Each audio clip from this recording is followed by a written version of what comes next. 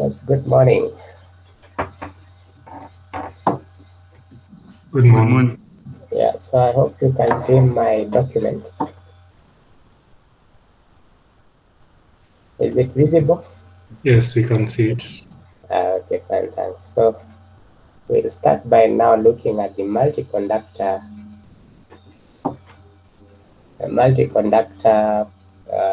transmission line. And like I said, the only difference with what you have already done in the third year is that we'll be approaching the transmission line from the field point of view. That is, we'll be looking at the microscopic level at points, and then we'll develop the averages, that is the voltage waves from the field waves. And the most common transverse electromagnetic EM guiding structures include one, the parallel plate transmission line, the two-wire transmission line, that is two round wires, which we use also for power communication, especially in building wirings and so forth. And the coaxial transmission line, with the advantage that the electric and the magnetic field intensities are completely confined within the dielectric region. And then there's what we call the microstrip line, which is the use of, it's usually widely used in microwave, monolithic microwave ICs and also other ICs. So this is a picture of some of the cross sections that we are talking about. Say for an unshielded two-wire transmission line, this would be two wires, two parallel wires, usually of round cross section, and then they will be insulated by either PVC around them so that their separation is constant throughout the wire. This you have seen especially for power transmission, especially in the house, as well as the kind of wires you usually get your the music from the amplifier to the speaker would use something like this. So this would be called a parallel two-wire transmission line. Then we could put a shielding material over it, because we realize when these two wires are naked like that, what would happen is that if we have environmental effects that would affect the signal, such as lightning, it would affect these wires the same way. And what would happen is that when we process it, we must process it with a differential amplifier so that we can take out the common mode signals.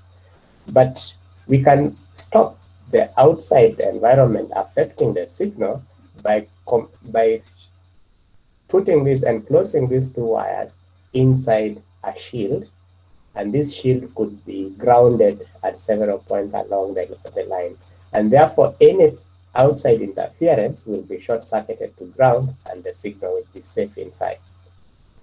Now, another type you would get is, of course, the coaxial line, and the coaxial line is just borrowed from that, but now we are using one conductor at the center of the shield, and then the outer conductor will perform the role of the return.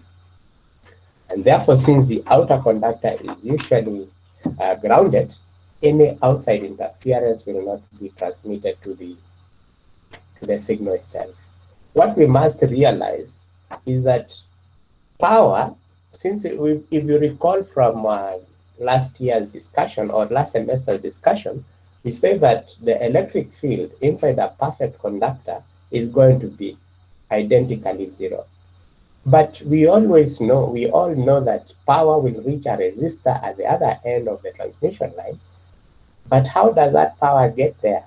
That power always passes through the dielectric medium between the two wires. And therefore, the power will be traveling between this dielectric medium, not the conductors. The conductors are required for guiding the wave to the load, but the power transmission is only over the dielectric. This we shall see properly when we discuss a little further. So the transmission line or the microstrip I'll show at a much later time when I'm discussing it. So I leave it for now. So we assume that the harmonic time-dependent waves, okay, propagating in the positive z direction with a propagation phase constant of the form the exponent of j omega t minus gamma z, where gamma is of course alpha plus j beta. I think I forgot to put a comma here to separate these two. They look like a multiplication, but that's not intended. So we will define alpha as the attenuation constant and beta the phase propagation constant of the guided wave. And k, which is given by omega divided by the speed of light, is to be understood as the phase propagation constant in the unbounded medium. So in a source-free region of space or the dielectric between the conductors, that is where J or the current density is 0, as well as the free charge density is also 0, the general reduced Maxwell's equations for the TE modes will be given as the transverse curl of the transverse component of electric field is just given by the minus J omega mu z cap and Hz, and so forth for the rest. This we have already seen yesterday as we were recapping. So we consider a two conductor transmission line with an arbitrary cross section of the conductors. So we have the intervening dielectric surrounding the conductors. We have a conductor S2 and a conductor S1. And we are assuming that the potential on S2 is V0 by 2, and the potential on S1 is minus V0 by 2. So that the total difference, potential difference between the conductors is exactly V0. That shows us the whatever the coordinate system as we have oriented it. So we'll assume perfect conductors, that is the conductivity of the conductors is infinite, and the surrounding medium has constitutive parameters epsilon and mu, which are also going to be assumed that the dielectric medium is also lossless. So the conductor surfaces S1 and S2 will then be assumed to be at potentials minus V0 by 2 and V0 by 2 respectively, as we have already intimated.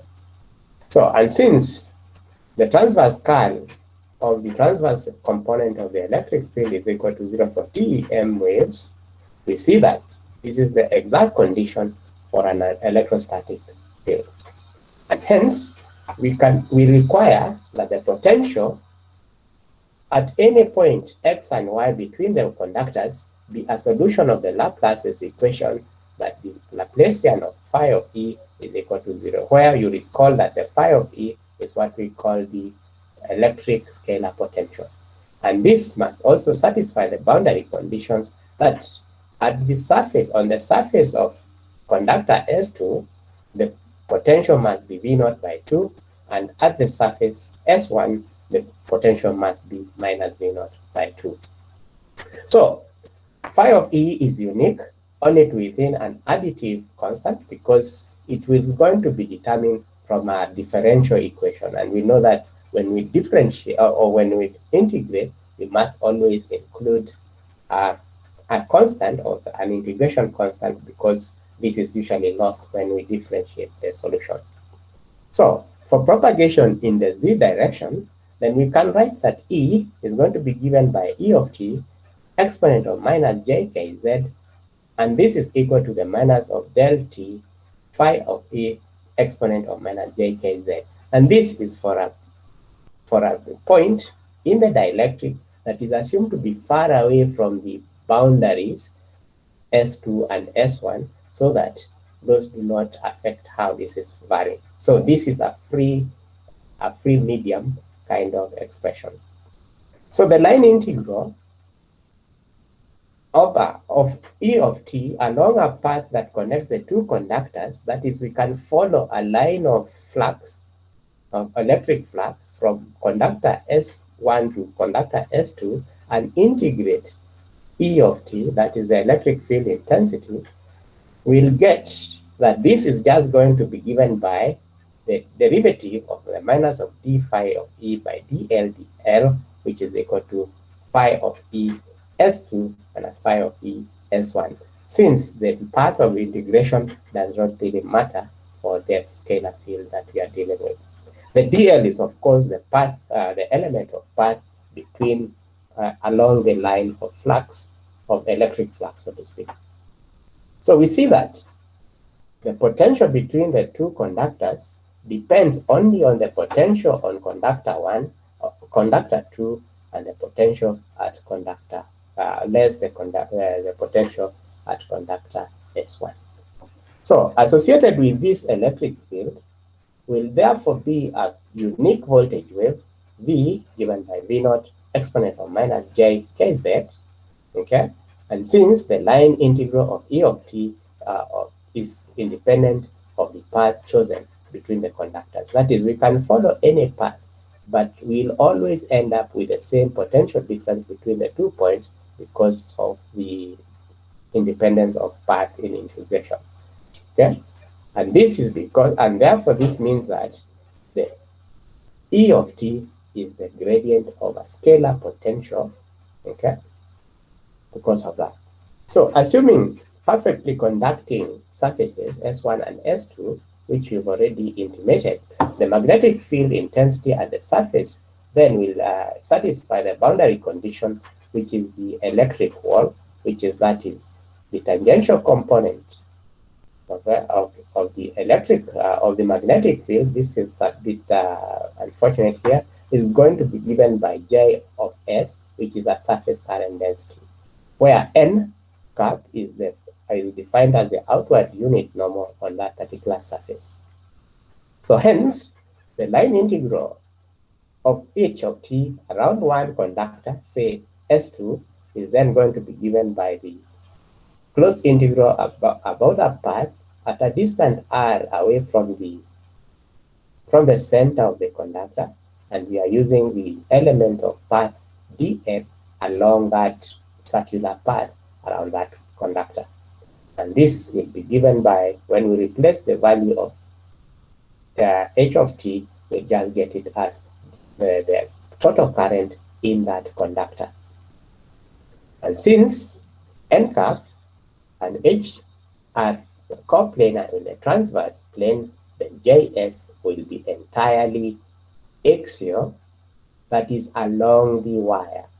Okay, it will be along the axis of the wire, or in the direction of the axis of the wire. That's what we are meaning. So away from the conductor surface, that is, we will make the path, the radius, go towards infinity, we'll find that h, the curl of h must approach 0, but the line integral will always be given, not be equal to 0, because we have that surface current density on that wire.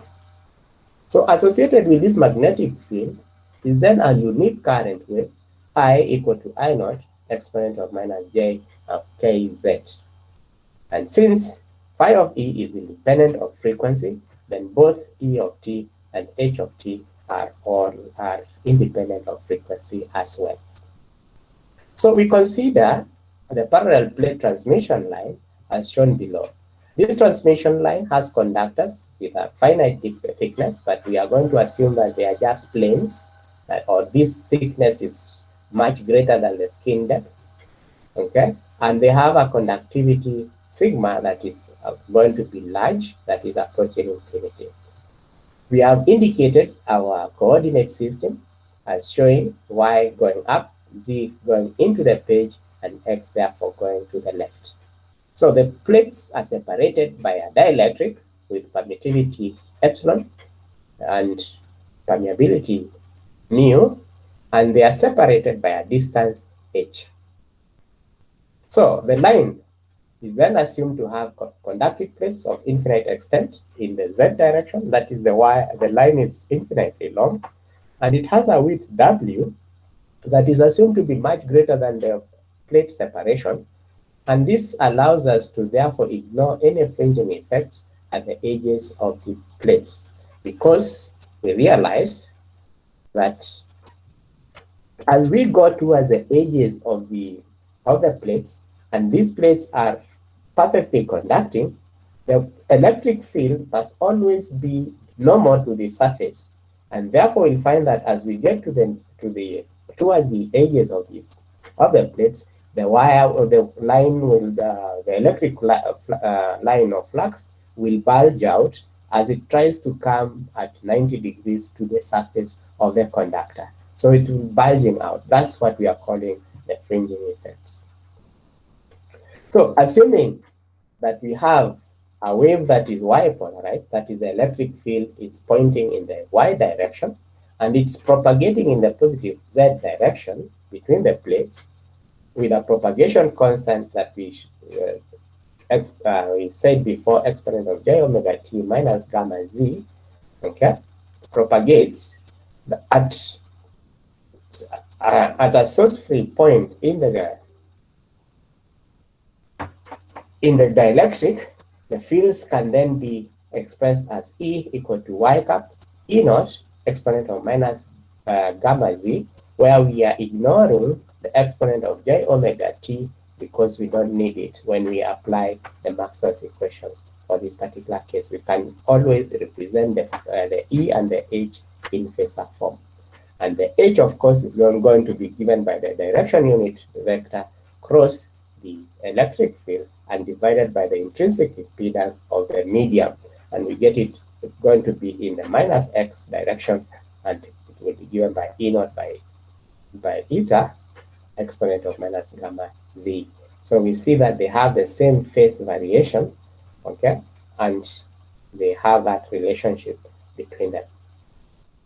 So if the plates are perfectly conducting and the dielectric is lossless, then the gamma, which we said was alpha plus j beta, is just going to be given by j beta equal to j omega and the root of mu epsilon.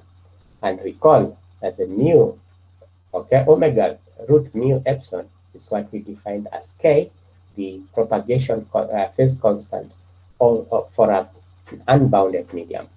And eta will therefore be given by E divided by H modulus, and we'll get it as the eta equal to root of mu by epsilon.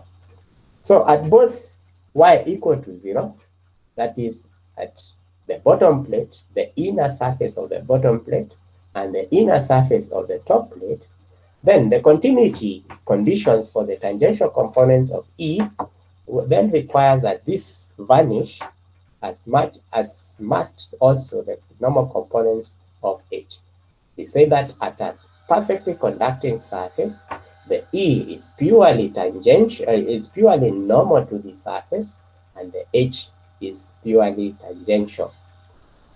And therefore, if we take the cross product, that is the tangential component of E must vanish, and the normal component of H must vanish, where eta cap is the outward surface normal, okay, on that surface, and therefore we must see that n cap will be pointing in the positive y direction at the bottom surface and in the negative y direction at the top surface. And therefore this means that when this condition is fulfilled, then Ex and Ez must all be equal to 0, while Hy and Hz must also be equal to 0, although we have not indicated here. At y equal to 0, then we see that eta n cap is just y cap, as what I've just said. And therefore, if we take the divergence, okay, of the electric field intensity or the electric displacement, that is, we take the cap, the y dot d, that is the normal component of the electric displacement, must be equal to the surface charge density on that surface, that is at conductor O, okay, the conductor at y equal to 0. Remember that this is the continuity condition for the normal components of the electric displacement. And we can see that this therefore means that the rho s of epsilon must be given by the epsilon multiplied by the electric field intensity, and this will be given by epsilon E naught, the exponent of minus j beta z, where now we are replacing the gamma with its value for lossless line.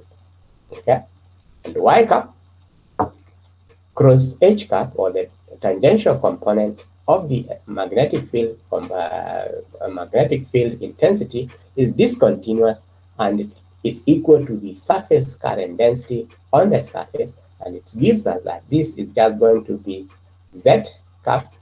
That is where we are using the y cap with across z, across the minus x, gives us a value of z positive z cap E naught over eta, exponent of minus j beta z. And we see that both the current density and the surface charge density are sinusoidal in the z direction, and their phase propagation constant is simply the same, and it's beta, and therefore they will march along the line in phase, in time phase, in spatial phase. So at y equal to h, we note that the normal, the unit normal on the surface is going to be in the minus y direction, and therefore if we multiply this, or we do the same operation here, this must be given by rho s at h equal to the minus of epsilon E naught exponent of minus j beta z, and the current would be moving in the opposite direction, so to speak. So, and therefore the surface currents and the free charges on the plates will vary sinusoidally with the axial component, or the axial coordinate z. Now, the electric and magnetic field intensities in the dielectric will satisfy Maxwell's equations. That is, at a point, okay, in the dielectric, we must get that the curl of E, which is must be given by the minus j omega mu of h. Here, we are not using the reduced form. We know that hz is going to be, and ez are all 0, but we are just using a complete form. And this means that when we expand this curl operation, we'll see that the dey and dz is just going to be given by j omega mu and h of x. Because ez and ex are equal to 0, hy and ez are also 0. We'll just get that value there. And the curl of h is going to be given by dh of x, and dz is equal to j omega e and ey. So we'll integrate the curl of E over y from y equal to 0 to y equal to 8, just like we said, and we'll obtain the following. That is, if we assume that the order of integration and differentiation does not matter, we can always take the differentiation outside the integral sign, and we get that the integral from 0 to h of ey of dy is equal to j omega mu integral from 0 to h of hx dy.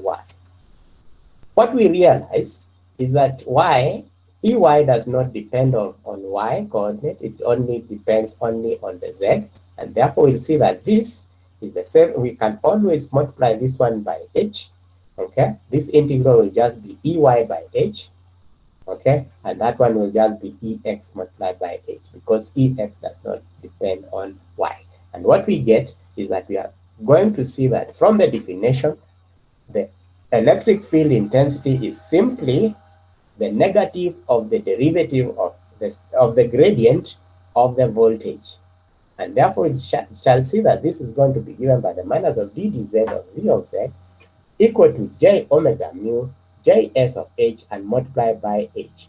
Because hx is equal to js of h at the top plate, and therefore all we have to do is we can always multiply that by w to get the total current. Remember that js is measured in amps per meter.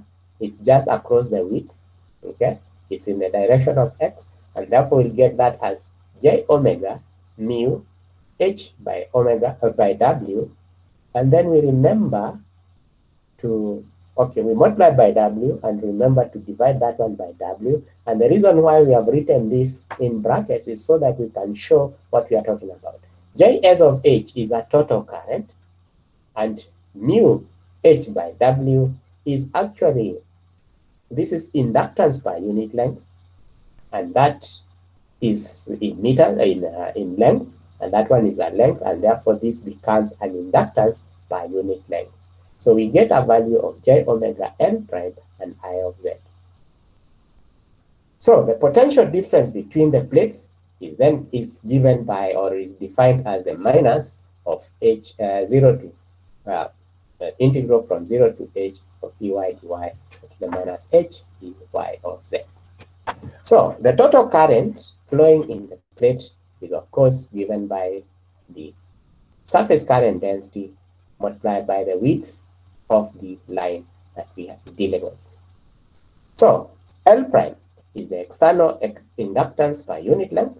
We are calling it external because we are assuming there's no field penetration into the conductors, because the conductors are assumed perfectly conducting and therefore have a skin depth of 0. And therefore, the inductance, the external inductance per unit length of the parallel plate transmission line structure will therefore be given by L prime equal to mu the conductor separation divided by the conductor width. Here, we are assuming that the conductors have equal width. So, if we did the same integration over for the curl of H over the X, from X equal to 0 to X equal to W, we'll obtain the following. We have ddz, integral from 0 to W of H of X dx equal to J omega epsilon, integral from 0 to H. Remember that the curl of that is just given by the ddz of H of X. And therefore, when we do that, we can always, since this one is not dependent on X, then we can just multiply that one by W, the Js of H by W, and we get a total current, which we had before. And therefore, we can say that the minus of diz dz is equal to the minus of J omega epsilon, where we have just, this minus has just been obtained by just multiplying the integral by a minus sign. Okay, it's not that it's defined from these values that we have here. We have multiplied this by a minus sign so that we can get the values properly. So we see that H of X and E of Y are not dependent on X at all, and therefore the integrals just reduce to a multiplication of the integrand by the values. This of course should be W, not X. I'll correct that when I finish this. And therefore, when we do that, we'll get that this is equal to the J omega of epsilon W by H multiplied by the minus of EY, Z, and H, and we remember that this one is a voltage. And therefore, we can define this bracketed term here as a capacitance per unit length, and we get it as J omega C prime V of Z, where C prime is the capacitance per unit length of the parallel plate transmission line structure, and will be given by C prime equal to epsilon W by H. So the equations can be combined into a single second order differential equation, or in either Vz or Iz, as follows. That is, all we have to do is to differentiate the equations, okay, of Vz by, say, for example, what is what I want to say. So, wait, which one was better one looking? Is that value? This is the value you are talking about, the dz. If I differentiated this equation with respect to z, I get the minus of d2 vz z2, okay, dz squared, and here I'll get a d of iz by dz, and since we have already defined di dz below, okay, di dz is given here as the minus of di dz is just J omega C prime Vz. We can now just enter this into the equation, and we get a value of d2 Vz Vz squared equal to the minus of omega squared L prime C prime and multiplied by Vz. And the other is going to be given by d2 iz dz squared equal to the minus omega 2 L prime C prime iz. Recall that this is the telegrapher's equations that you derived in third year for a transmission line for voltage and current waves. The only difference between this equation and what you have gotten in the third year is because we are missing the series resistance per unit length of the line and the series, the shunt conductance per unit length of the line. And this, we recall, is because of our assumption that our line is perfect. That is, it's lossless. It doesn't have any losses. And that's why we just have these values appearing as that. And these equations, therefore, will have general solutions of the form that Vz will be a superposition of a voltage wave traveling in the forward or in the positive z direction and a voltage wave traveling in the backward direction, that is in the minus z direction. And the current as well has a forward moving current wave plus a component of the wave moving in the backward direction. And beta, in this particular case, has been defined as omega, the square root of L prime C prime. And this we see if we look at the definition of L prime and C prime for the parallel plate capacitor, we see parallel plate transmission line, we see that L prime C prime just reduces to the value of mu and epsilon. Because for this particular case, the C prime is defined as mu epsilon multiplied by the width or the width of the line divided by the width the plate separation, and the L is defined as mu multiplied by the plate separation divided by the plate width, and therefore the multiplication factor cancel out, and we just get that this beta is going to be equal to k, is given by the L prime by C prime. So if the line is infinitely long, okay, then we expect that if we start with a wave moving in the positive z direction, then we cannot have any reflected waves or waves moving backwards. Okay, they continue in the same direction as long as the line is infinitely long, or there is safe space. Okay, and therefore we can define for that case, we can define the ratio of the positive z going voltage wave divided by the negative or the positive going current wave, that is their amplitudes, will be constant throughout that line, and will be given will have the dimensions of impedance. And this is what we'll call the Z naught. We'll define it as Z naught, and it's going to be equal to the square root of L prime by C prime. Okay? If we're to multiply this one by J omega, okay, we'll see that this one is the series impedance per unit length. And if we multiply this one by J omega, we'll see that it's a shunt admittance per unit length, which is a capacity. And therefore, it's the series impedance per unit length divided by the shunt admittance per unit length. Z naught is usually defined as the characteristic impedance of that line.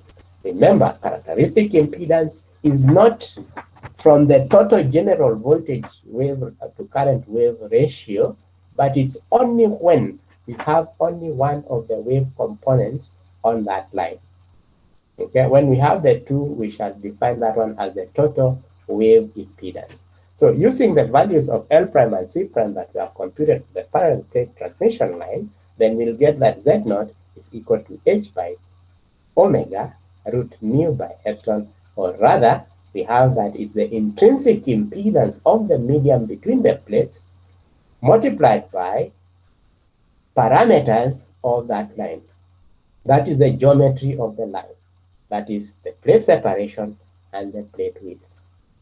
And this is important because we shall see that for round wires, for coaxial line, the Z naught will not have this kind of simple simple expression. They will have the parameters that define the geometry of the line that we are dealing with.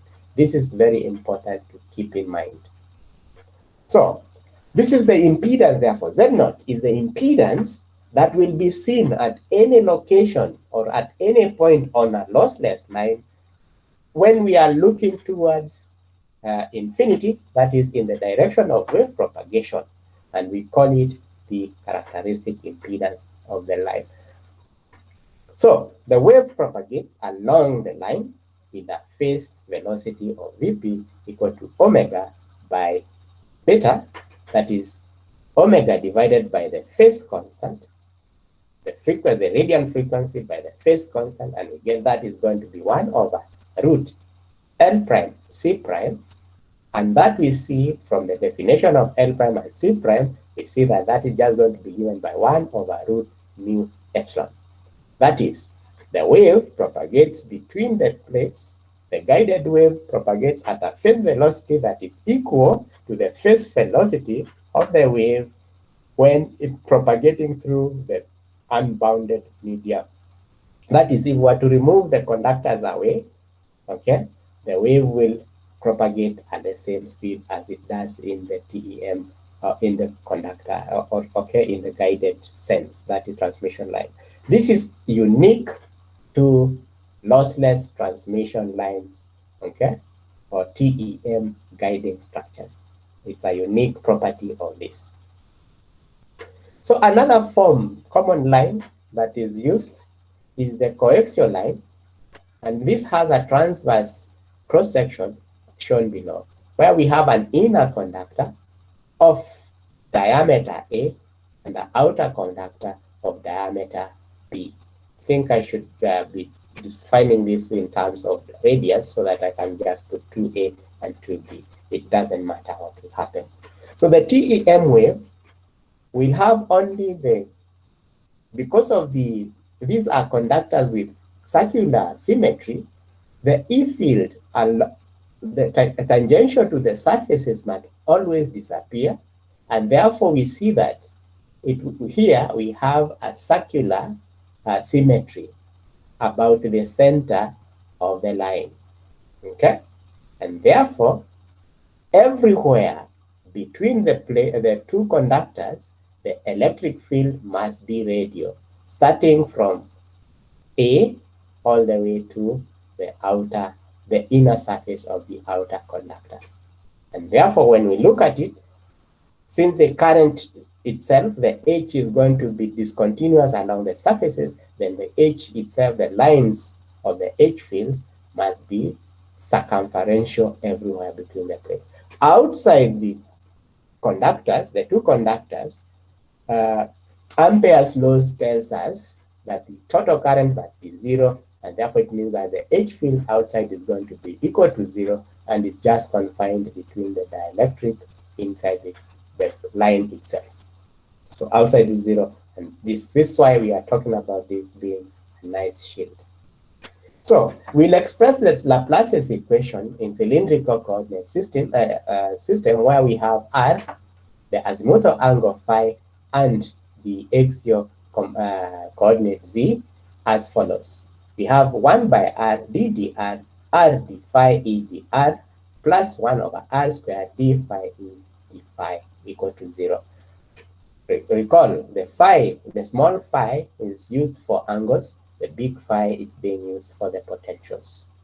Now, because of that circular symmetry, there is no variation of those fields with the azimuthal angle phi, and therefore this will be identically equal to 0. And therefore, what we can do is that we just are left with the following equation, that we can now use total derivatives rather than partial derivatives, and therefore we get that the total derivative with respect to R of R multiplied by the derivative of the potential by R is equal to 0, and therefore we can simply write that this means that d phi e dr is equal to C1 by R. We could add a constant of integration here, but we are not going to do so because we are going to differentiate again, and we'll see the following. Therefore, if we differentiate this, we'll get a value, or if we integrate now this equation here, we get a value of phi of E equal to C1 integral of R plus C2. So C1 and C2 are integration constants for the for the second order differential equation that we have here. So since phi of E is equal to V naught at R equal to 0, I think it's unfortunate to use since, because I didn't explain what, I didn't make the assumption. Let me see whether it's on the diagram.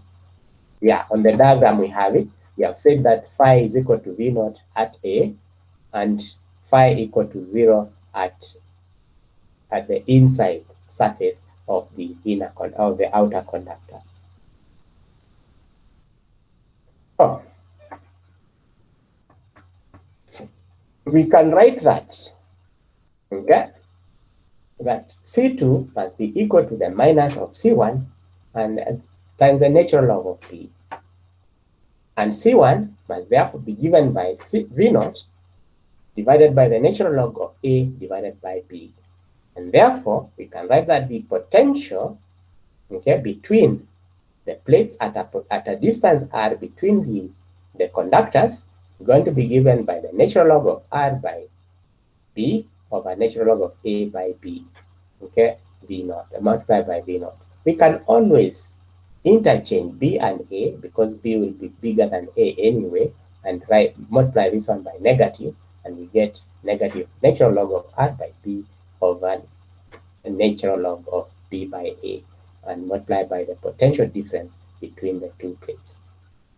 So the transverse electric field intensity is therefore given from the definition as the negative of the gradient of the potential gradient, which we have here as the R cap by R d phi E dr exponent of minus j k z, and you see that this is just going to be given by the minus of V over that, which we can absorb this negative by interchanging that natural log, and we get that it's just going to be in the positive R direction, and it's V naught by natural log of B by A and the exponent of minus j k z by R.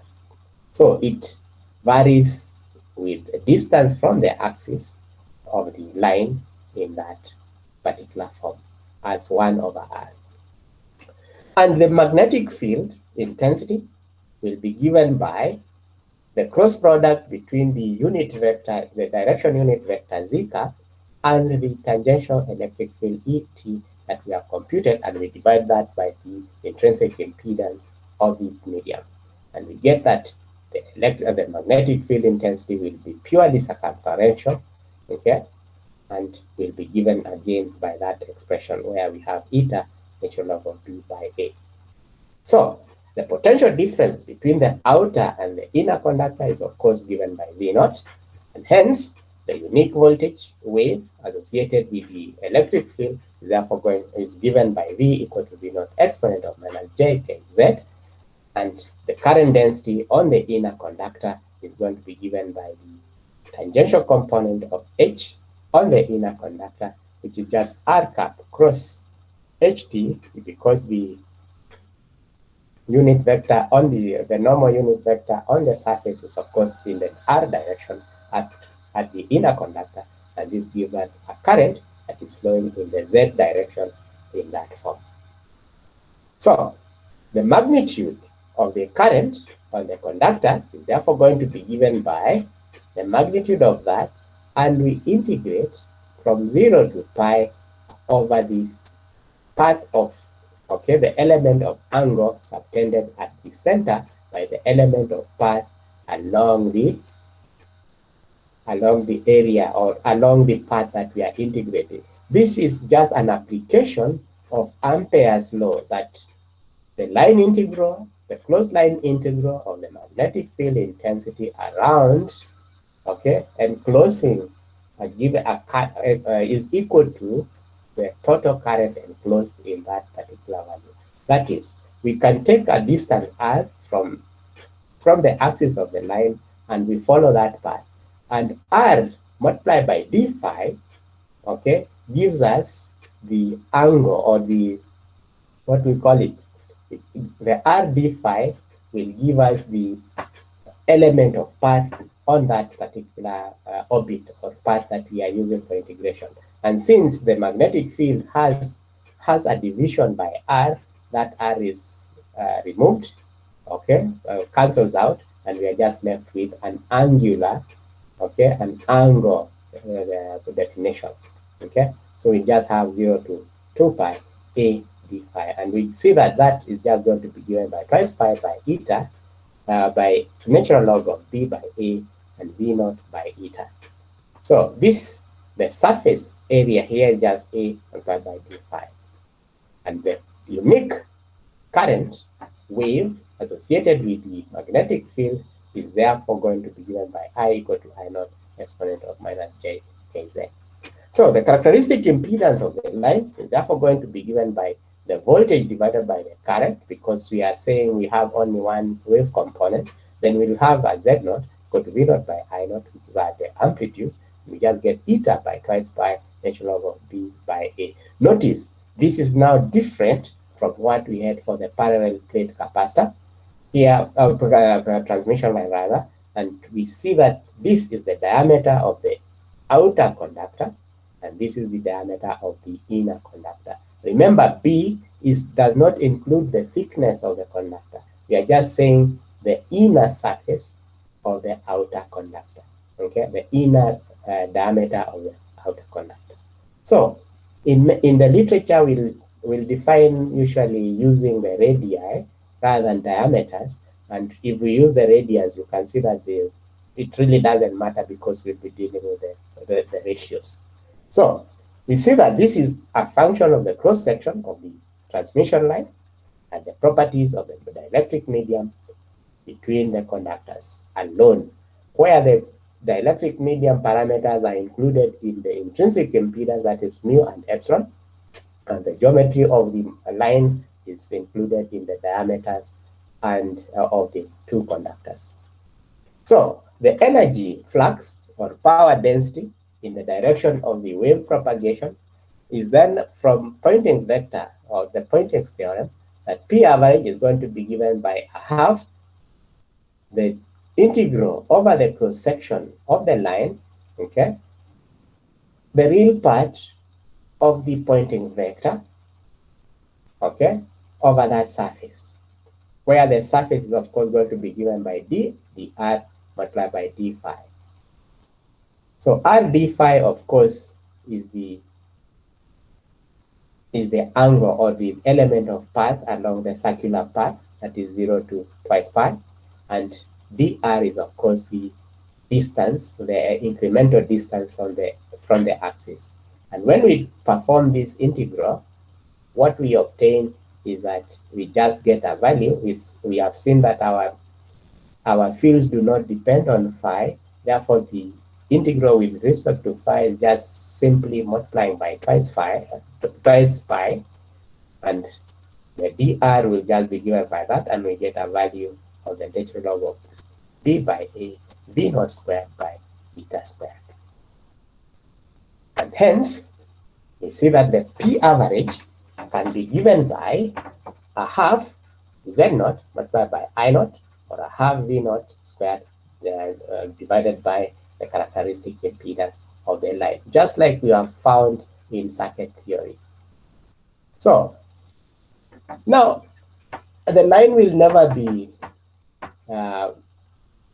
perfect. We'll always have losses.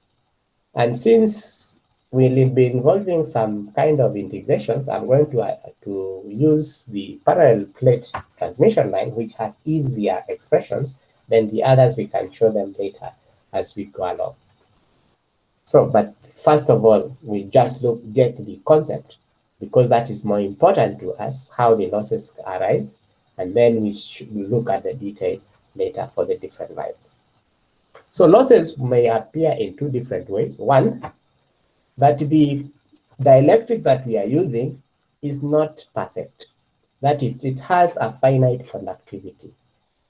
It could be small, but it's not zero. So this will introduce a shunting current, a displacement current in the dielectric itself between the two conductors. Two, the conductors are made of real metals, usually copper, or aluminum. And these also have a finite conductivity. It's large, all right, but it's never infinite, as we have assumed. And this will therefore introduce a resistance, a series resistance to the current flowing, the actual current flowing in the conductors. So we let the medium, the lossy nature of the medium be expressed as epsilon equal to epsilon prime minus j epsilon double prime, just like we did for the lossy dielectric media last semester. But we'll assume that the conductors are going to be perfectly conducting. In this way, all we are trying to say is that we are going to, first of all, quantify the losses due to the dielectric, imperfect dielectric alone, and assume that the conductors introduce no loss. Then in the end, we'll do them, separately like that, so that in the end we add the two effects together to get the total the total loss contribution to losses. And therefore, because of that, because of the lossy nature, we are going to replace the lossless case of K and eta, or the intrinsic impedance of the line, of the medium, and the propagation constant in the medium, with the following expression, that gamma is going to be given by j omega, okay, the square root of mu multiplied by epsilon prime minus j epsilon double prime. Remember, the losses in the dielectric medium are going to be accounted for by a complex dielectric constant, okay, which will usually be given by epsilon double prime r, okay. And the characteristic impedance for that parallel plate transmission line is going to be given by mu divided by epsilon prime minus j epsilon double prime. Note, we are assuming that our medium is non-magnetic, or it does not have losses in the magnetic, it doesn't have magnetic losses. And therefore we can see, if we get the epsilon prime out, we can always define eta, the intrinsic impedance of that medium, as the square root of mu divided by the real part of the electric conductivity, and we get eta divided by the root of 1 minus j epsilon double prime by epsilon prime. And therefore we see for a lossy line, a line using a lossy dielectric medium, the characteristic impedance now is no longer a purely resistive, but it attains a phase term, and therefore becomes a complex impedance. And eta is defined as shown there. So when the losses are sufficiently low, such that we can always assume that epsilon prime is much greater than epsilon double prime. In other words, we are saying that the conduction or the displacement current density is much larger than the conduction current density, then the propagation coefficient can be expanded in a binomial series as follows. Okay, binomial expansion. That is, gamma is going to be given by alpha plus j beta. Then we can take out the k, where the k now will be defined as omega root mu epsilon prime for a lossless case, the square root of 1 minus j epsilon double prime by j. So we are just expand it and take only the first two linear terms. This will expand to 1 minus j epsilon double prime by 2 epsilon prime plus minus 2 over 2 factorial, okay, multiplied by that square and so forth. But since we have said that this condition suffices, we just take the first linear terms, that is 1 minus j epsilon double prime over 2 epsilon prime. And this is approximately, therefore, going through, that is, I multiply through by jk and get jk plus k epsilon double prime over twice epsilon prime here. That is, we'll see that the attenuation constant due to the dielectric losses is just the lossless phase constant multiplied by the ratio of the real or the imaginary to twice the real part of the electric permittivity. And therefore, we can see that the beta for low losses is just going to be approximately equal to the lossless case, okay? And the alpha is given by that half. This is an important relation to keep in mind. So the wave impedance can then be approximated again using the binomial theorem, binomial expansion. We saw that it's eta divided by 1 minus j epsilon double prime by epsilon prime. And therefore, we can take that one to the top and expand that binomially. And what we'll get is eta multiplied by 1 plus j epsilon double prime over twice epsilon double prime, epsilon prime, so to speak. So we arrive at the same results when we use what we call perturbation theory. By perturbation theory, what we are saying is we assume that although we have losses, we'll assume these losses are low such that the field distribution between the conductors is not going to be affected by much. For the dielectric, for the parallel plate transmission line, the perturbation theory is not really very important to use. It's not very useful because the lines are simple enough to analyze in a normal way. But I'm going to introduce this perturbation theory because in many cases, as we go up in the electrodynamic field, we are going to get complex situations where we can't always use the analytical methods. And therefore, the perturbation theory will show us how to do this. So, the perturbation theory technique will assume that the losses are sufficiently low such that the field is not significantly, the field distribution is not significantly disturbed from the lossless value or distribution. So we can therefore then use the results that we obtained already from the lossless case and to calculate the line losses from which the attenuation coefficient can then be computed. So for the lossless case, we have already seen that the E field is distributed as the gradient, the potential gradient, and the H is given by that equation there, where beta is given by K, Z naught is given by eta, and epsilon double prime is approximately 0. That's what we are trying to say here.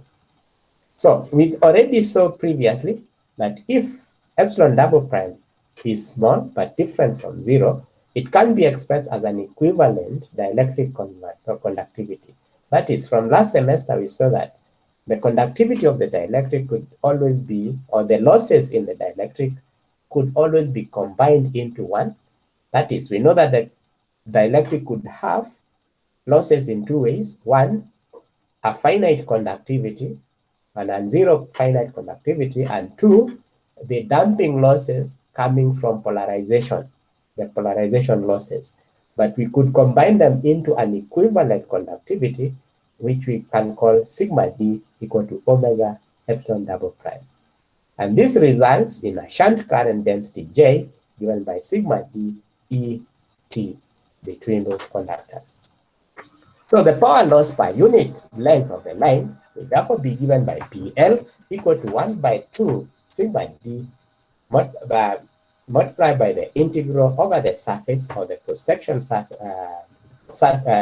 area of the conductor or the line as J dot J star ds. That is the conduction current J ds. And what we'll get that is just omega epsilon double prime divided by 2 and the integral of E dot E star there. So because of the non-zero power loss, this should be L rather than D, the power propagation along the line must decrease in proportion to the square of the electric field. That's what this one says. As the wave propagates down the line, then we must have this power conducted away from or siphoned away from the fields as they propagate, from the power transported by the fields by this rate, so to speak. That is, the power must decay with Z according to the exponent of minus 2 alpha Z, where alpha is of course the attenuation constant or the attenuation per unit length along the line at a rate that is equal to the power loss. And therefore, if we say that P naught is the power incident on the line at Z equal to 0,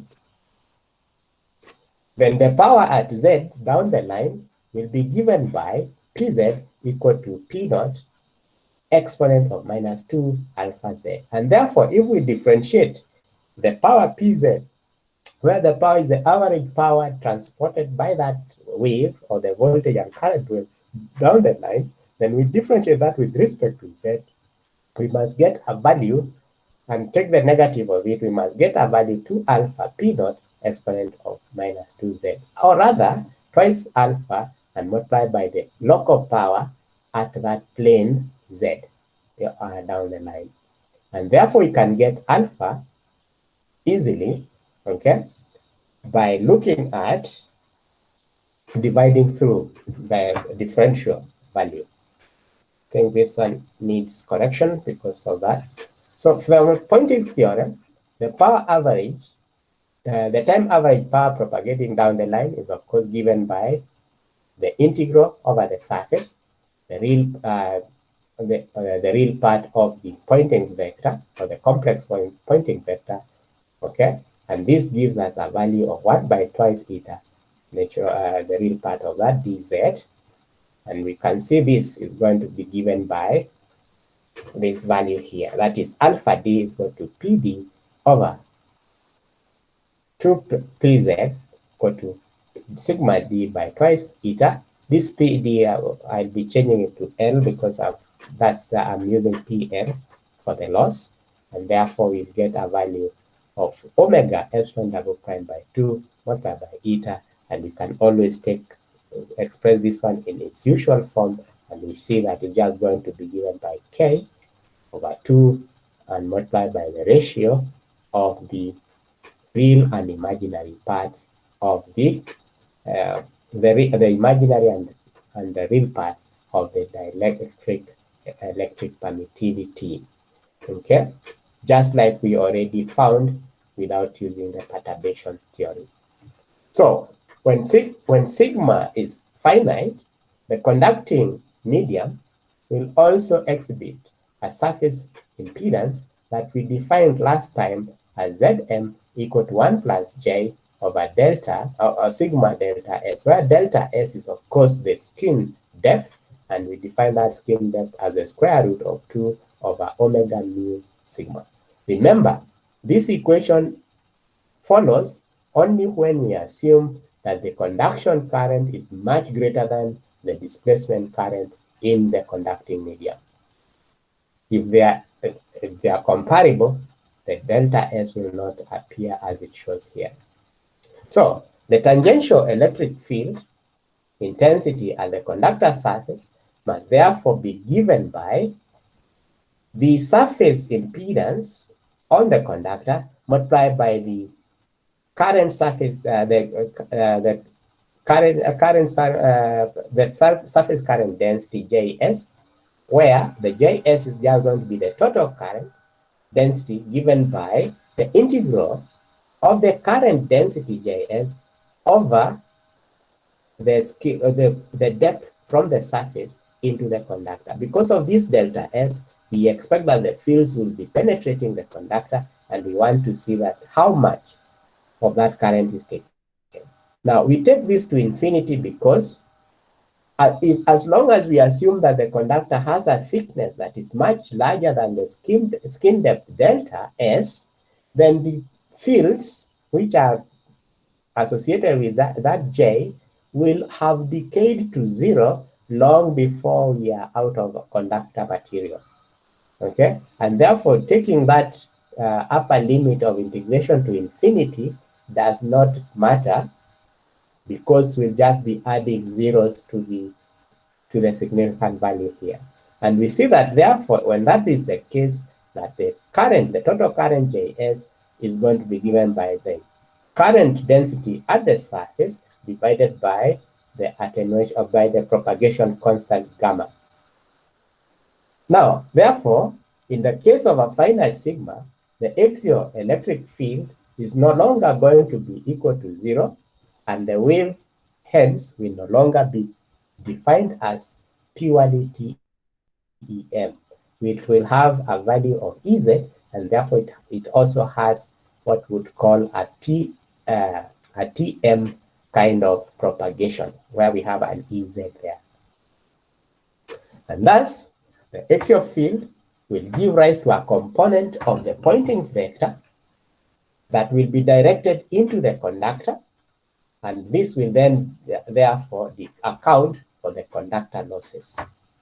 So if the magnitude of the surface impedance is much smaller than the characteristic impedance, the lossless characteristic impedance, then Zm multiplied by Js is also going to be small, relative to the transverse component.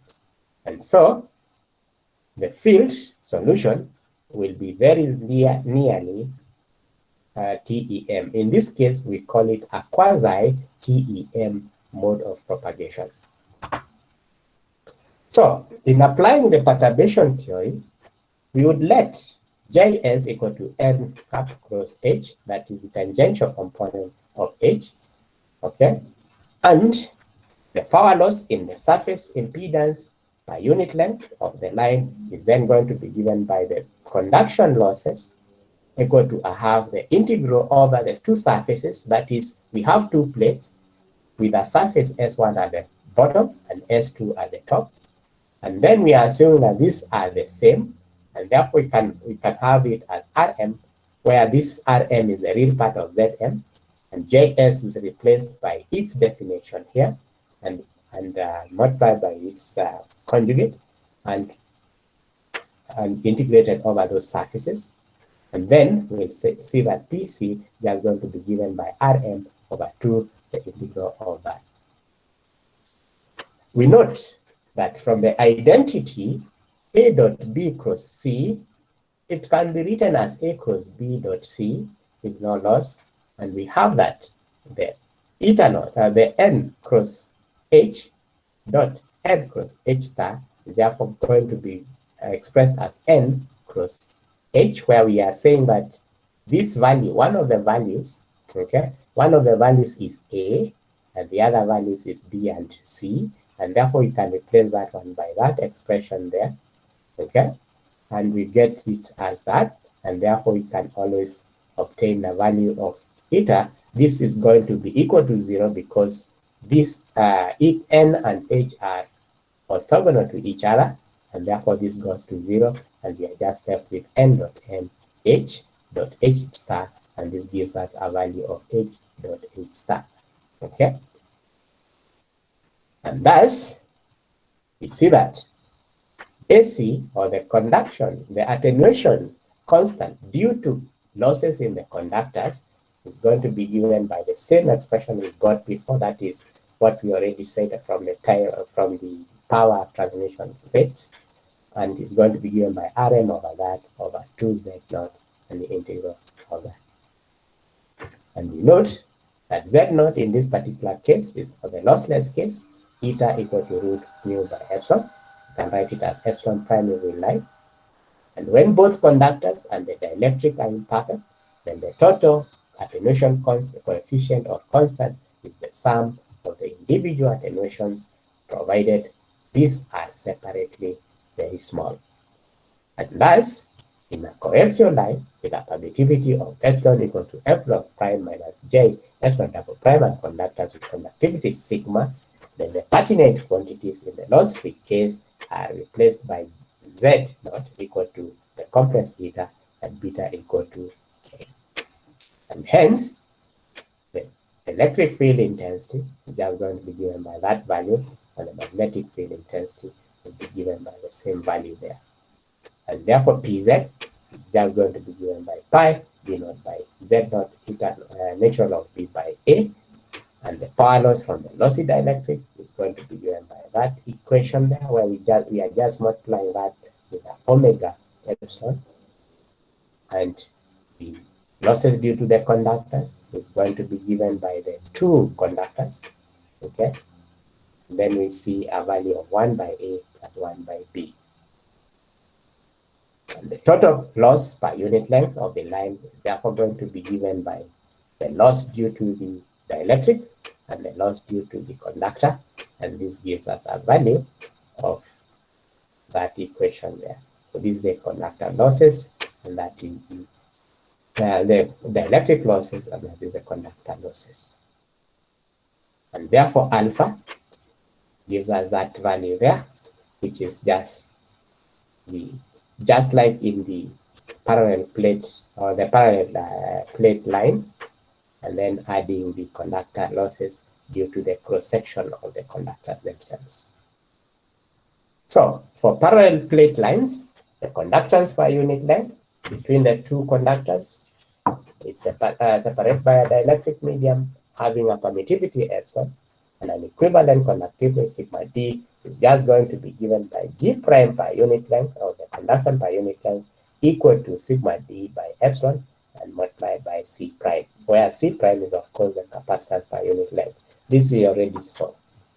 And this is equal to sigma d multiplied by W divided by H, where W by H is of course epsilon, W by H is capacitance per unit length, and we are dividing by epsilon, and we get that value there.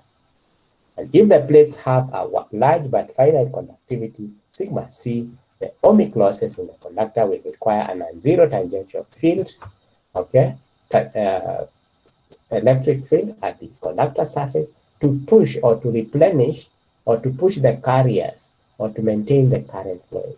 And therefore the P, the conductor losses, the average conductor losses will be given by a half of R, and the tangential component of the electric field cross the magnetic field, which we are still saying magnetic field is still as before. And therefore this is going to be non-zero, okay? And it will be equal to the average power per unit area dissipated in each conductor plate.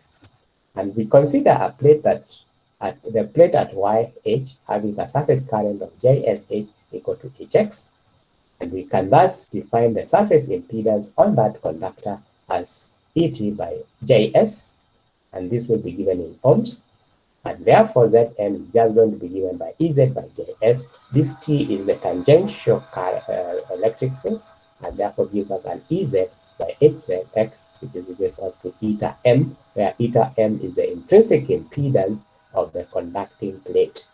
And this is only true when the conducting plate has a thickness, okay, in the direction of the, in the direction normal to the x-axis that is much larger than the skin depth. So if we assume the current is confined in a vanishingly small surface, thin surface of the conductor, and can therefore be represented by a surface current density Js, then we have that Zm is just going to be given by the real part Rm plus the imaginary part Xm equal to 1 plus J root pi F mu C by sigma C, that is omega multiplied by mu sigma over 2, okay, will give us that value, and then we are multiplying it by delta S by ds out sigma C outside, so we get that value, and where the mu C is the magnetic permeability of that conductor. And hence, the time average power density that is dissipated in the conductor will be given by that expression there. We see it's just the modulus of the surface current density multiplied squared, multiplied by Rf, and divided by R half.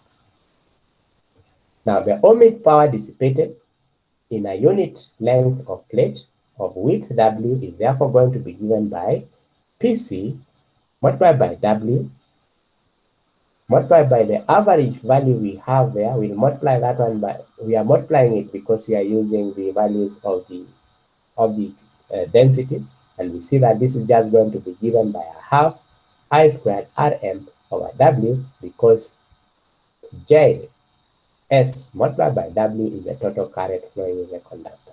So this is how it will appear.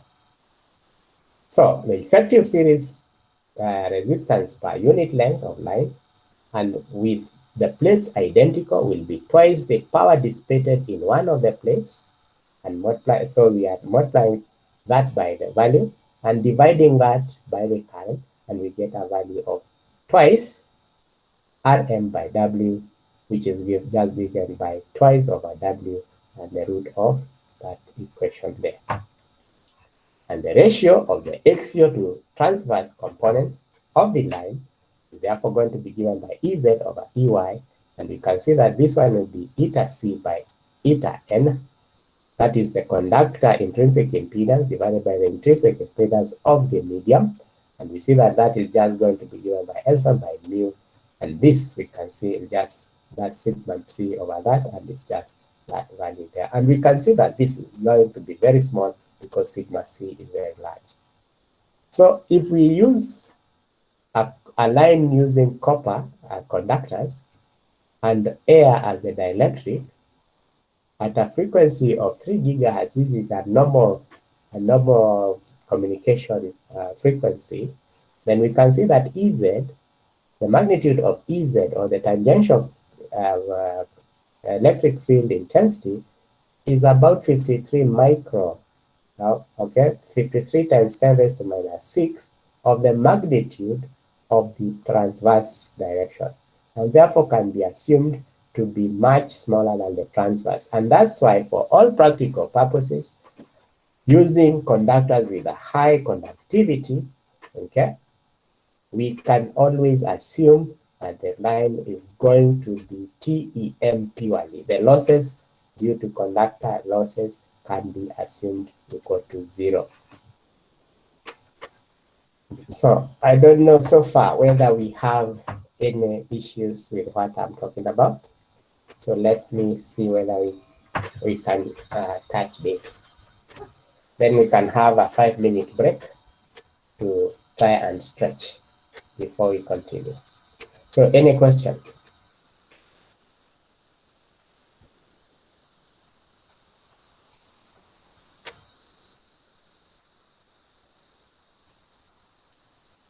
So since there are no questions, then since I don't want to stop my recording, so I leave you with a bit of music as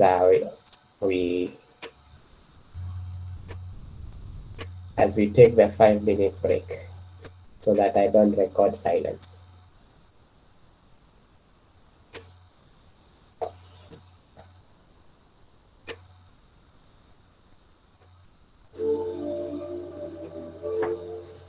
So 5 minutes we meet. The notes are already shared on the E drive or the Google Drive, and I shared this maybe 2 weeks ago, 2 to 3 weeks ago. So let's meet in after 5 minutes. So that is at 10:20, and we can continue from there.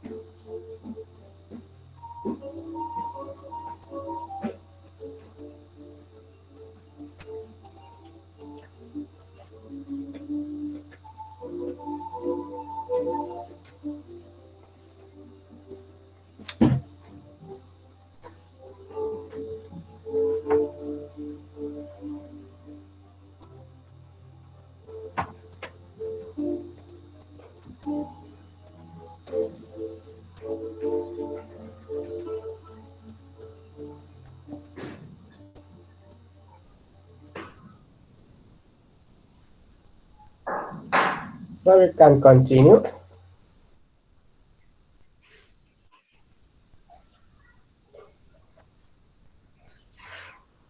So some important planar transmission lines that I mentioned before were what we call the microstrips. This will be useful for you, especially if you will be designing circuits for high frequencies.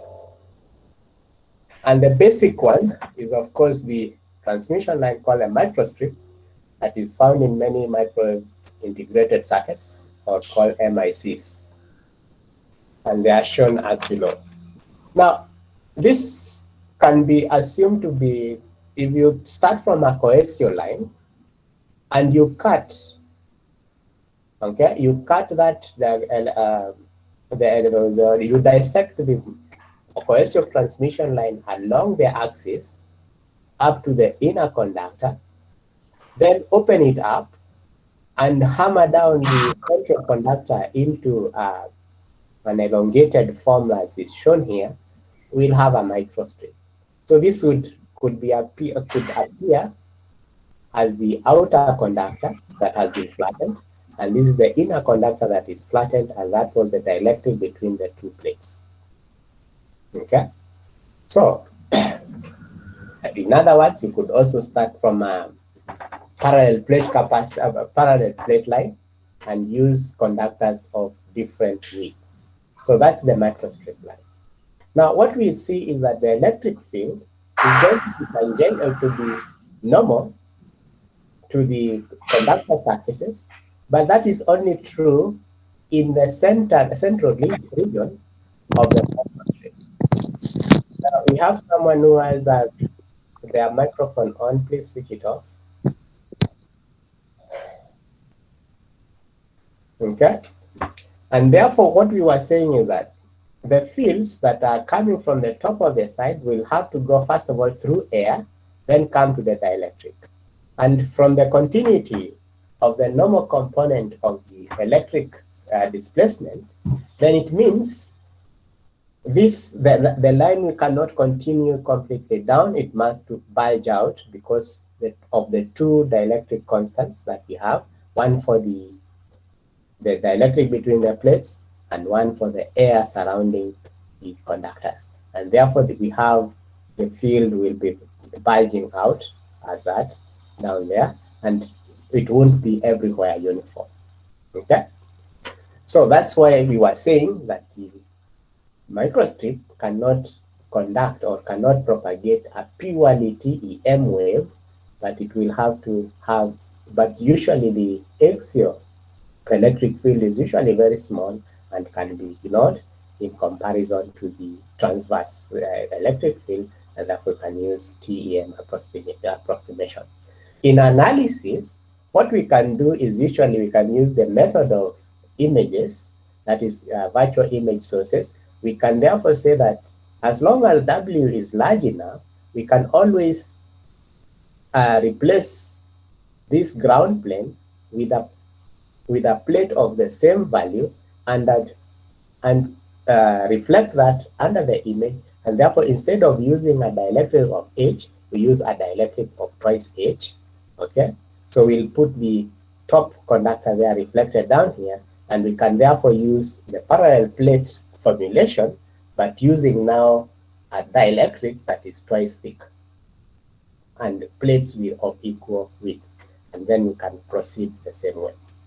So that is the equivalent analysis of that microstrip line using the method of image sources. And this is what I've been talking about, the bulging out of the electric field because of the two positions of the air. And what we'll see is that now the dielectric constant is no longer anisotropic. We have a y component and an x component for that dielectric constant. Another variation is, of course, what you'd call the strip line, would be as shown here. So this is a microstrip line with that grounded. Then we can have two grounds, that is a conductor conducting plate at the top and a conducting plate at the bottom, and the line in between. You can think of it as two, or as just fusing the center line onto that. So what we have done is that we can take this from the coaxial line, we cut it on axially on two sides, and then flatten the top and the bottom as well. And then we'll get that value there. Another one is where we have two of them and we remove the bottom plate, and we now have the electric field will be propagating along the slot.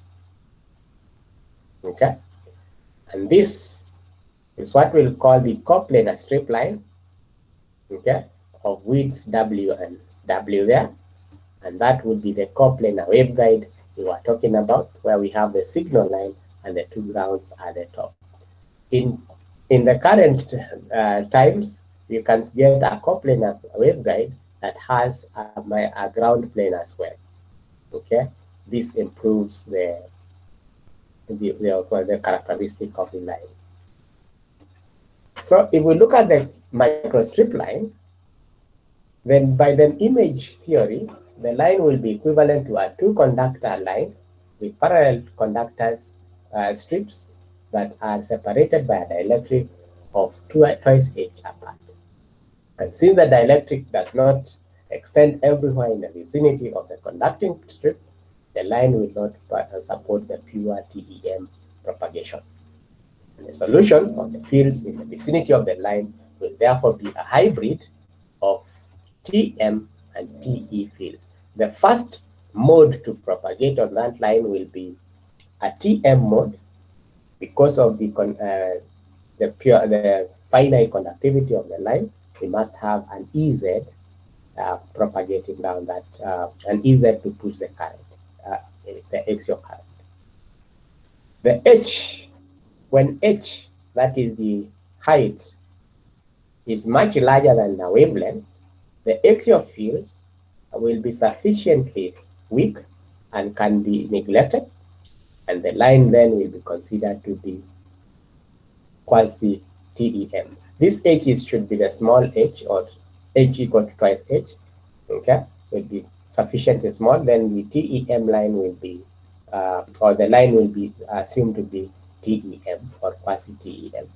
And the analysis of the microstrip line is actually a complicated thing. It's rarely that you get an analytical solution or closed solution, and usually you must resort to numerical methods. And therefore, the only thing we can do for a case is just to give you the design formula that you'll need when you are designing circuitry. These have been done by people like Wheeler and given in tables. And therefore, we say that when W is much greater than H, the results, okay, the plate separation, the results that are obtained for the parallel plate transmission line will approximate the field configuration in the microstrip line as well. And the inhomogeneous dielectric may be replaced by an effective homogeneous one with an effective dielectric coefficient, which we shall call EF effective, equal to epsilon r plus 1 over 2 plus epsilon r minus 1 over 2 and the square root of 1 by 1 plus twice h by w. This is a solution obtained from numerical analysis. So the quasi-TEM case, where we have a TEM propagation, the characteristic impedance of the line will then be given by Z0 equal to 60 by root epsilon EF, or effective permittivity, dielectric constant, multiplied by the natural log of 8 multiplied by the plate separation over the plate, the signal plate width, not the ground plane, but this is the signal plate width, plus W by H. Whenever H by H, the ratio of W by H is less than unity, and it will be given by that expression when that ratio is greater than unity. For a given epsilon r, Z0, and W by H less than 2, we have that WH is going to be given by that, where the A's and the B's will be explained as follows. A is just Z0 divided by 60, and the root of that value there. and B will be given by that. You don't need to cram or to remember these equations. These equations, whenever you are required, you need them, will always be assumed that you'll have a handbook from which you can always look at. Usually, for the purposes of examination, I never test you on microstrips. These ones are given here for the case of us who will be doing a project in the final year that will involve use of microstrip lines.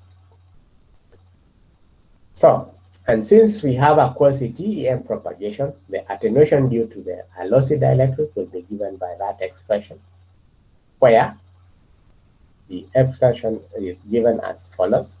Tan delta is usually defined as a field factor and will account for the field lines that are lying partly in the dielectric and partly in air.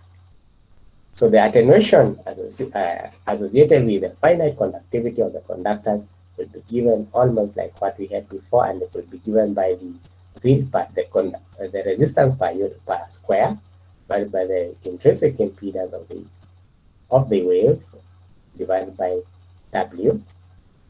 And we give an example for this is as follows.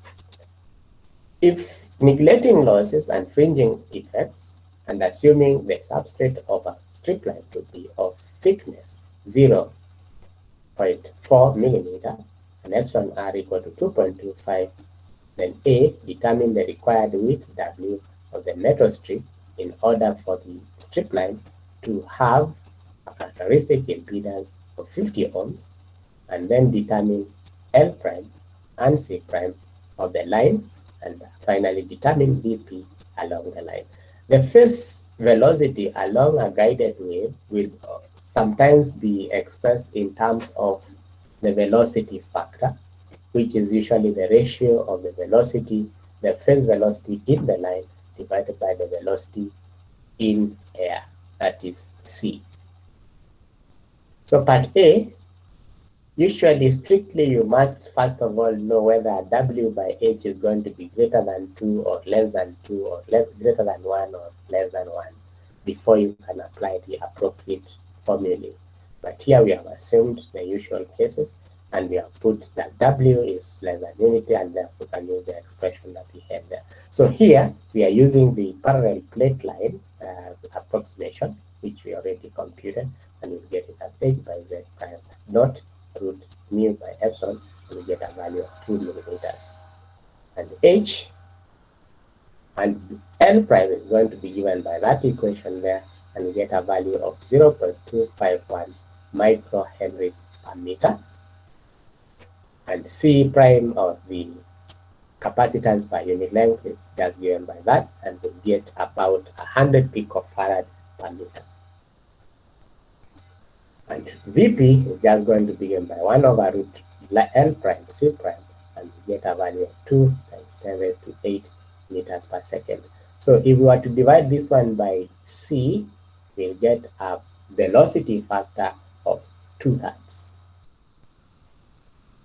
And what we should note is that W is proportional to 1 over Z naught, and therefore when we are designing our microstrip tracks for the signals, we have to always bear in mind that the narrower the strip, the higher the characteristic impedance.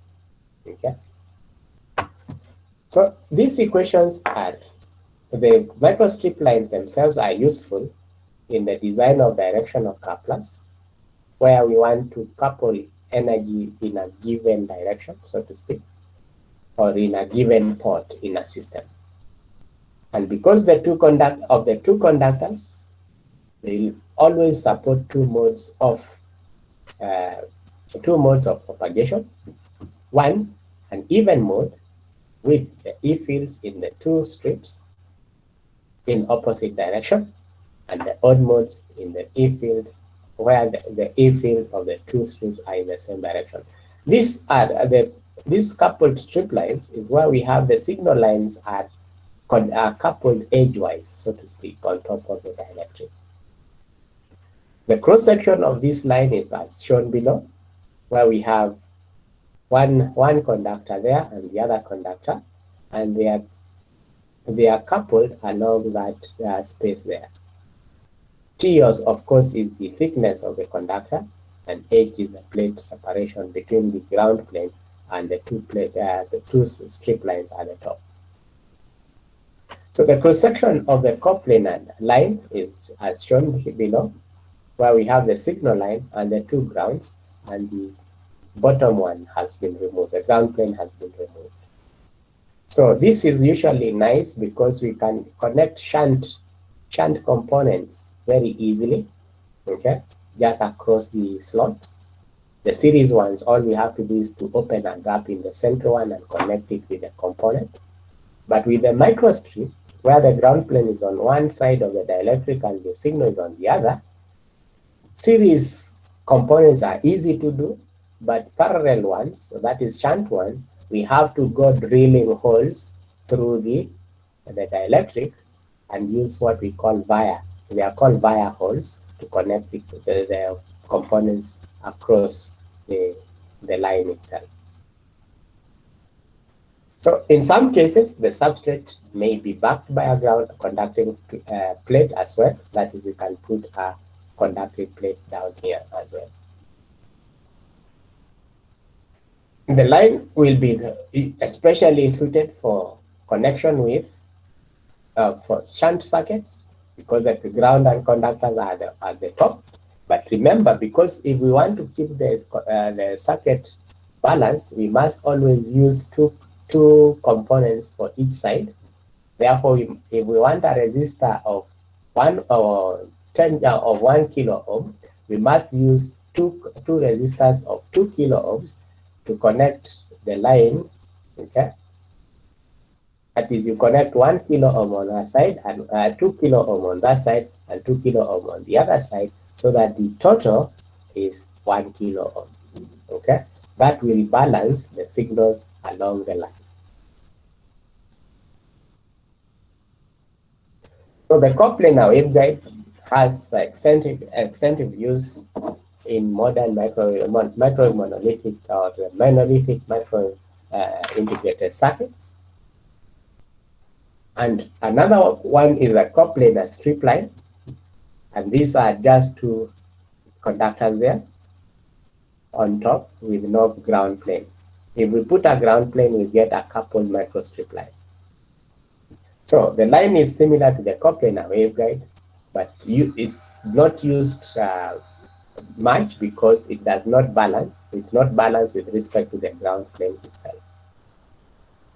So the propagation is hence more sensitive to nearby conductors, such as any shielding conductors, say like, for example, the packaging that you place on top of your circuit. It will start to affect the characteristic of the line itself. Another one is where we have a microstrip line that is inverted. It's not inverter, it's just suspended or inverted.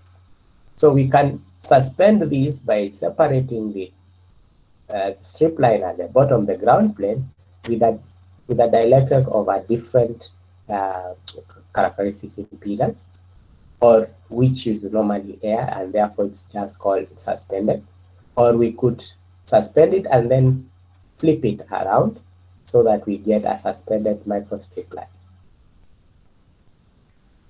So we notice the similarity of the conventional microstrip line, but with a lower amount of the dielectric that is now going to be used.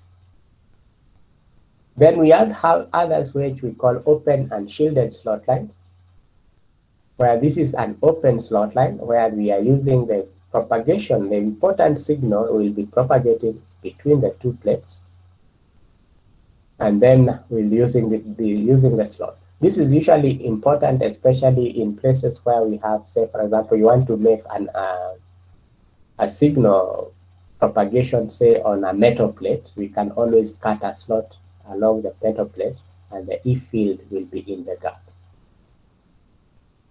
Then we can take this one and put it inside a rectangular conducting box, okay?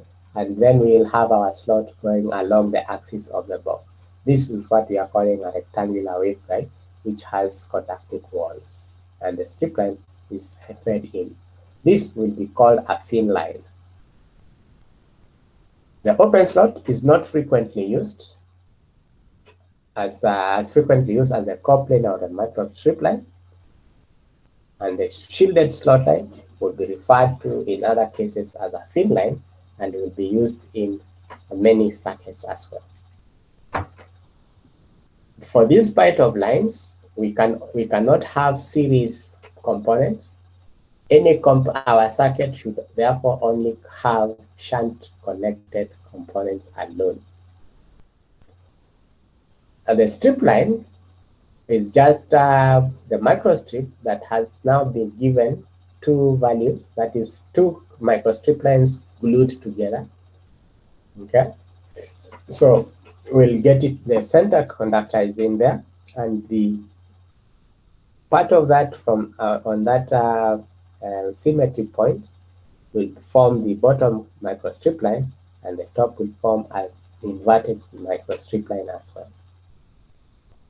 And the common use was in the early days in the fabrication of filters, microwave filters, but it has been replaced by the microstrip lines and the coplanar waveguide.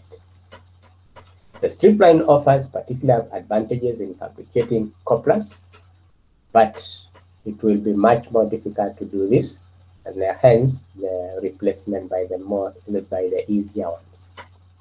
The two conductor and homogeneous dielectric allows the desired TEM mode of propagation for these lines, and the higher mode propagation will be suppressed by short-circuiting the two ground planes using short-circuiting screws and having a ground plane separation that is less than λ/4. So for the strip lines, the characteristic impedance will be given approximately by that expression there, and with the effective width of the signal line, okay, that is the central conductor given by W/H, when W/H is much larger than 0.35, and it will be given by 0.35 minus W/H squared when that is less than 0.35. And this always assumes, this has assumed that the central conductor has no thickness, that is, it's just a conducting surface, so to speak.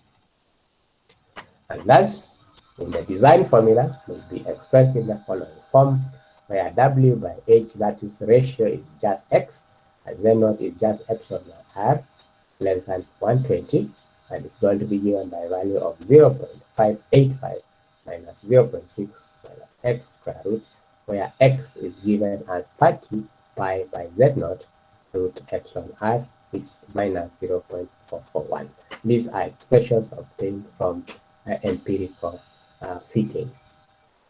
The attenuation constant due to the electric loss will be the same as for other TEM lines, and the attenuation due to finite conductivity of the conductors may be obtained from perturbation theory, or we can use what we call the Wheeler's incremental inductance rule, which is given as follows: that alpha C is going to be given by that value, they are multiplied by the resistance per unit per square, multiplied by the epsilon R by that, and we get the value of A given as shown.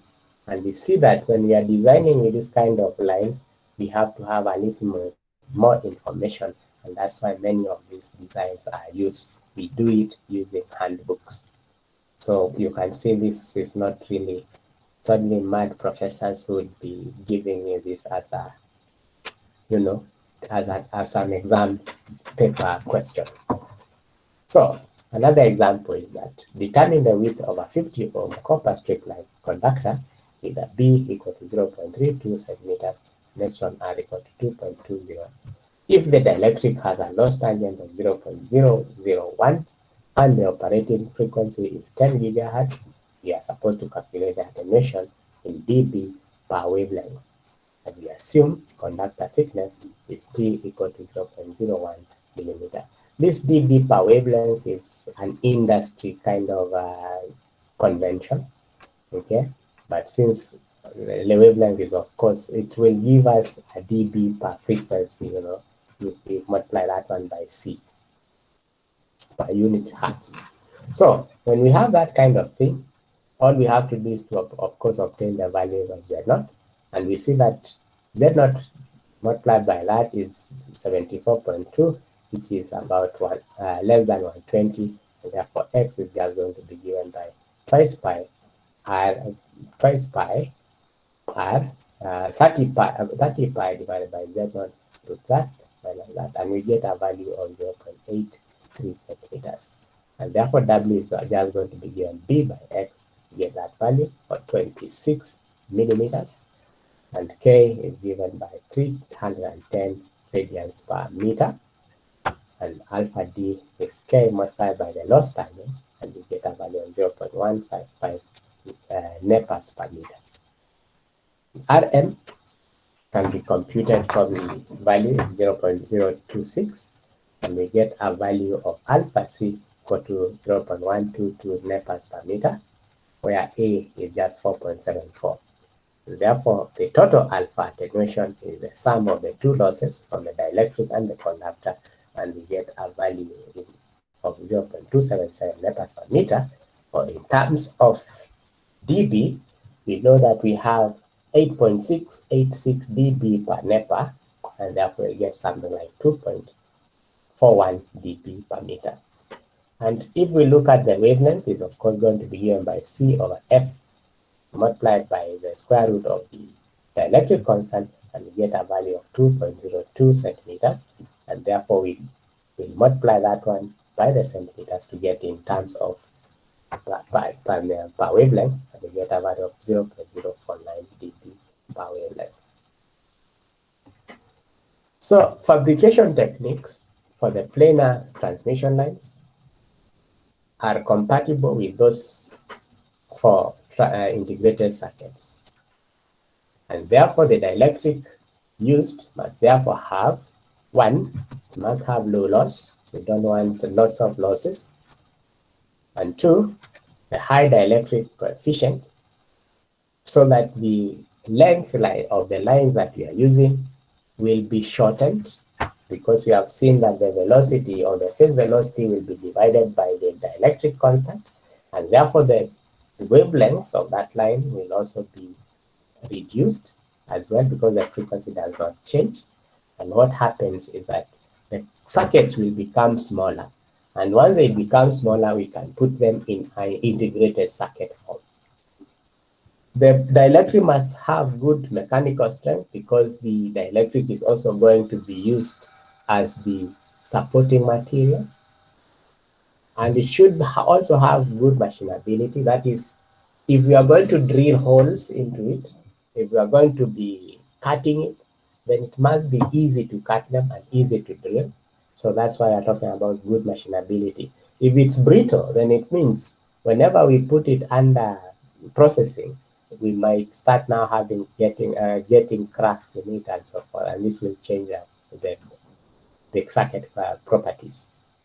It should also have good thermal conduction, because we cannot use heavy metal sinks like we do in audio frequencies. We can't have those, because at microwave frequencies, the heavy metal sinks are going to introduce other spurious interferences into the signals themselves, because of that interaction with electromagnetic fields. They should also have high uniformity in the dielectric constant, and the thickness must be high due to the dependence of the propagation coefficient on these parameters. So usually this will be more important, especially when we are fabricating filters and when we are making impedance matching networks. So common dielectrics that are used in the microwave level will include Teflon. Teflon is just the same like the material you use for making non-stick pans, frying pans. It's called polytetrafluoroethylene, or PTFE, with an epsilon R that is approximately 2.1 and a loss tangent of about 0.002 at a frequency of 1 megahertz, and about a higher loss at micro frequencies of about 0.005. This has excellent resistance to chemicals that will be used in etching, in the etching process. They have mechanical strength that could be improved by integrating fiberglass, okay, fiberglass mat. That is, you are weaving, you make a carpet of fiberglass, okay, and then incorporate it or glue it to the Teflon. Or we could incorporate glass microparticles, and this will improve the epsilon R to 2.2 to about 3, but we'd also introduce what we call an isotropy in the epsilon R. That is, epsilon R will depend on the direction of which we are measuring. If it's in the y direction, we'll have a different epsilon R, and the x direction will have another different epsilon R. Because when we are using this, say for example, a glass fiber weave, there will be places where we'll have no glass and places where we have glass. Imagine when you look at your shirt, you'll see that we'll have places where we have holes. Those are what I'm calling that the glassless areas and areas that have the glass. During manufacture, the glass fibers will be aligned to be parallel to the substrate. So the electric constant along the substrate will then be generally about 5 to 10% higher than that normal to the dielectric. And use of ceramic powders, such as, say, titanium oxide, will allow a much larger dielectric constant to be achieved, and this usually go to places like 5 to 15. Another dielectric to use, we will get is what we call aluminum oxide or alumina.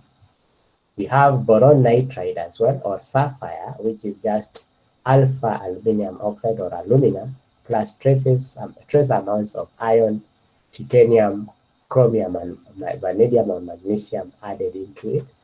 Okay, those are the kind of values that we could get. And this is usually very difficult to machine because it's a hard, brittle material. So drilling is an issue, and cutting is an issue as well. But their thermoconductivity is excellent, and therefore its use is used mainly in hybrid and microwave integrated circuits.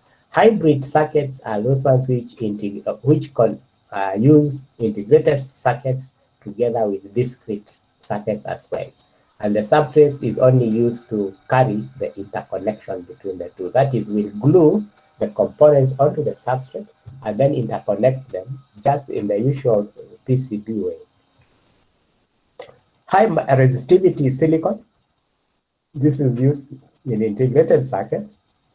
High resistivity is where we dope the silicon with chromium atoms, or atoms that have their energy levels at the center of the intrinsic, or at the center of the band gap in the silicon, so that any generated free carriers usually are to be contained in the chromium, in the impurity energy levels, rather than the conduction band of the semiconductor. And therefore, the resistivity of the silicon crystal becomes very, very high, and therefore we call it a high resistivity silicon. This could be done for germanium and semi-insulating gallium arsenide as well. This will find I've obtained mainly, especially they are to be found in microwave ICs in the industry today. Their characteristic is that they have a high epsilon R. Usually the epsilon R is that of the host material, 11.9 for silicon, okay, and may exhibit some conductivity depending on the doping concentration. So the substrate materials are usually plated with the copper at a value of 0.5 to 1 or 2 ounces, and the weights amounts of copper per foot, where 1 ounce is approximately 28 okay, 28.3 grams, and will translate to a coverage of about 0.0014 inches thick of copper laminate. Gold plating will also be used over the copper to try and prevent the oxidation of copper when exposed to air. It's more like the tinning you do when you are dealing with PCBs, when you dealt with PCBs in workshop technology. The most common substrate is usually a 1.5 ounce copper clad substrate, and this corresponds to a thickness of the laminate to about 18 microns metal thickness. So when you are dealing with this kind of laminate, usually it's called FR4 substrate, which is epoxy glass. You'll be dealing with a T of about 18 microns. Okay, and that brings us to the end of this particular part of the talk. So we'll be going next time towards the what we'll call the let me get this. We'll be looking at multi-conductor transmission lines, and now we'll be looking at the general properties, so to speak. I think this is what we are talking about. So the next time we'll be talking about the distributed circuit parameter analysis of the transmission line, and this because since it's something we have already met in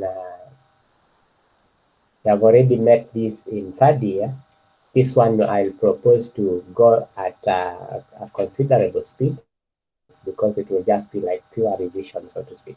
Because I'm not now going to base my analysis on the fields. I'm going to base the analysis on the voltage waves, because we have already shown how the voltage waves can be connected or can be translated to fields between field distributions between the conductors. So with that, do we have any question then?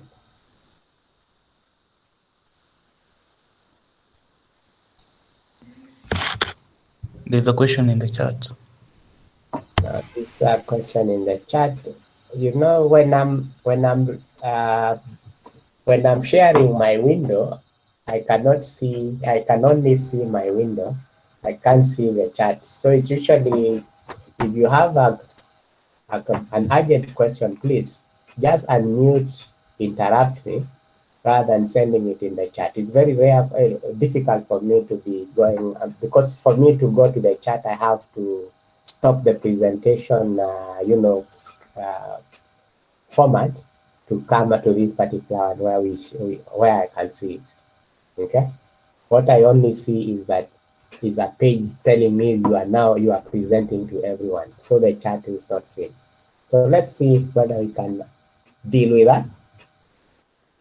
So in slide 58, equation for epsilon E effective, where does the 12 with the denominator come from? The 12 in the denominator, this we have not derived these equations, please. These are derivations come from empirical analysis. So we'll measure the characteristics of a given line, and then we'll try to fit those in. Okay, you plot the graph, then you use regression to try and get the fitting parameters. I don't know whether, Odero, you are satisfied with that explanation? Yes, I'm satisfied. Thank you. Yeah, that one just comes from those ones are not derived mathematically. They are just by fitting, curve fitting. Because like I said, the interaction of the electromagnetic fields in such kind of open lines is usually complex.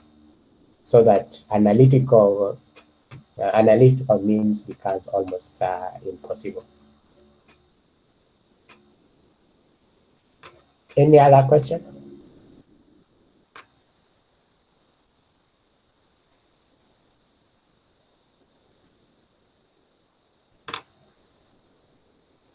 So since my time is also up and you are not asking any questions, then I'm going to say have a nice week, a jolly weekend. Let's meet next week. I'll try to see whether I can be throwing in a bit more examples than I've done these first two lectures, so that we can be, in sync to know what it is we are doing. So I'll be reposting these notes again as I correct the typographical errors that I'll be finding as we go along. Okay, do have a nice day then. Goodbye. Thank you, sir.